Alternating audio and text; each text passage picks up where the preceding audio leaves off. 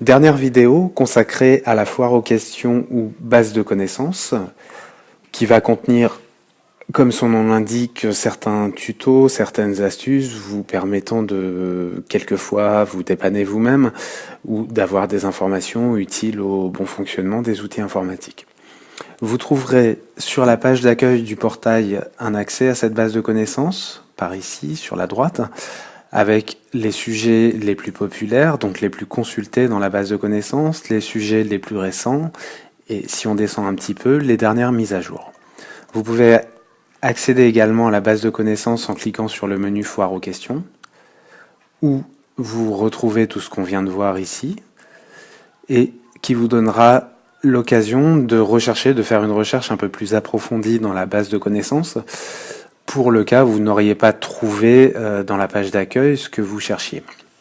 Par exemple, ici, j'aimerais savoir s'il n'existe pas un mode d'emploi du cyberespace, comment utiliser la salle, récupérer les clés, par exemple. Je vais donc taper dans la zone de recherche cyberespace. Alors, essayez de taper ici des termes les plus génériques possibles, afin que les résultats renvoyés ne soient pas trop restreints, finalement. Je tape mon terme, je clique sur rechercher. Je m'aperçois ici qu'effectivement j'ai une entrée de la base de connaissances qui correspond à ce que je cherche. Donc je vais cliquer dessus pour ouvrir l'article. Un récapitulatif du sujet, du contenu, bon ça n'appelle pas forcément de commentaires, et surtout j'ai un document qui est joint à cet article. En cliquant sur document, je vois ce document qui s'appelle cyber.pdf. Pour l'ouvrir, je vais bien évidemment cliquer dessus et ouvrir ce document, qui se présente sous forme de PDF, donc Acrobat doit être installé sur le poste, mais en principe, il est installé. Je reviens en arrière, je peux donc faire une nouvelle recherche, si j'ai un autre sujet à rechercher, ou je vais pouvoir parcourir la foire aux questions, qui, comme vous le voyez ici, est aussi classée par thème. Alors pour l'instant, on a 6 thèmes de classement. La base de connaissances va bien évidemment s'enrichir, le nombre de catégories aussi.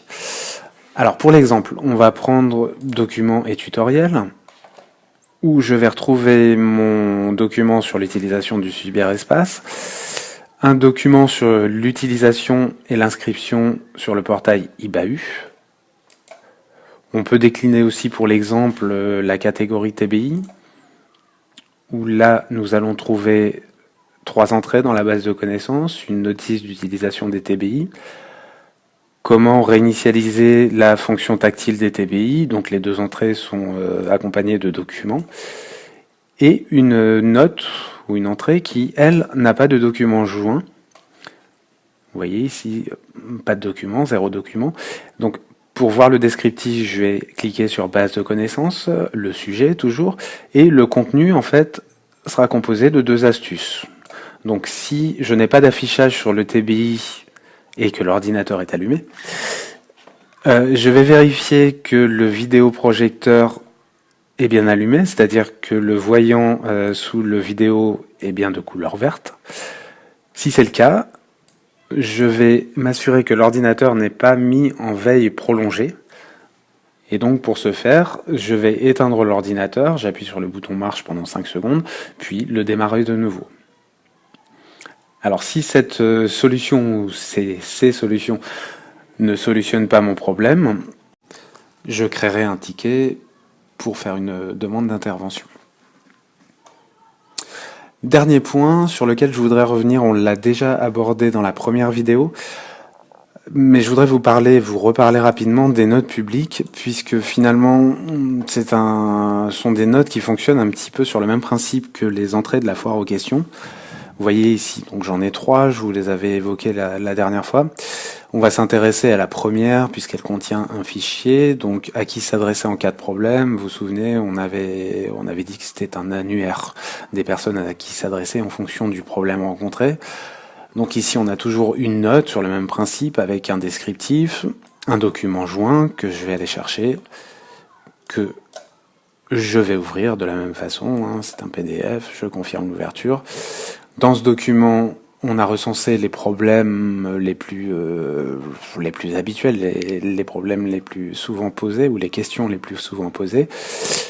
Vous avez à chaque question un lien sur lequel on peut cliquer qui vous renvoie vers la réponse adéquate. Ici, admettons que je m'adresse à une famille ou à un élève qui m'a posé une question sur École Directe, je voudrais lui donner une réponse et surtout lui dire à qui s'adresser. Je vais cliquer sur le lien et je vois que la personne doit envoyer un mail à cette adresse qui est présente ici. Voilà, c'est la fin de ces quelques vidéos à propos du portail. J'espère que vous en aurez appris un petit peu plus et que ça vous servira bien sûr dans l'utilisation du portail. Je vous remercie.